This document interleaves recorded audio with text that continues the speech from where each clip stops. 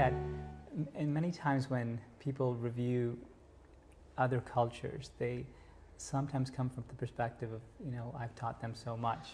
The one thing I really respected about what you did was you fused in what my mind are the two strengths of these societies.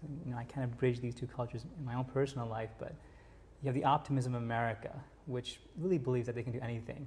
I mean, we've waged wars on cancer, on poverty, and we believe we can change those. But with the contentment and serenity of the East and Islamic culture. And you didn't start, saying these are thugs who I, kind of was benevolent with and I helped them out. This man, Haji Ali, taught me something, 3 cups of tea. And you taught him something about changing his village into something that could be something better. But I'm so glad you mentioned that, because that was just bubbling over for me, that sense that you learned so much from your interaction of helping. And there were so many of those moments where, especially when the first school you built, I loved that story where you were determined that you were there to build the school and you were going to build it and see it happen, and they took you aside, Haji Ali took you aside and said, shh, go away. We're going to do this, and we're going to do it. And then was it Tahira who said, no, you need to give me the money now.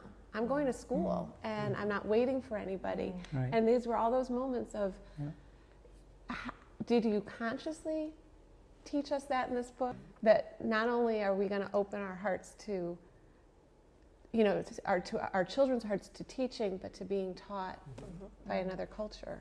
Well, you had a good point. The first school, it took 3 years to build the school.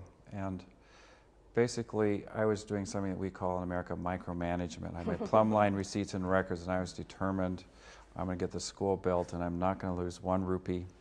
And it was Haji Ali, the village chief, one day he took me aside, and in words I won't repeat here, but he admonished me and said, we've been here hundreds of years, and Allah has blessed us with the light of the future through education, but you need to sit down and shut up.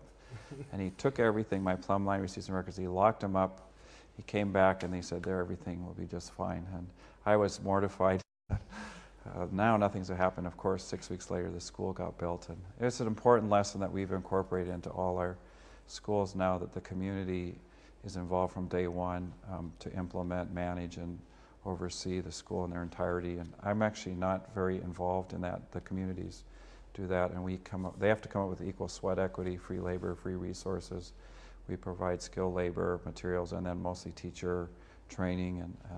But it's hard to let go, because in the West we want to be in control of all our environs, so we have to let go and empower people. But also a lot of times impatient. With that immediate gratification, we need it right then, right now.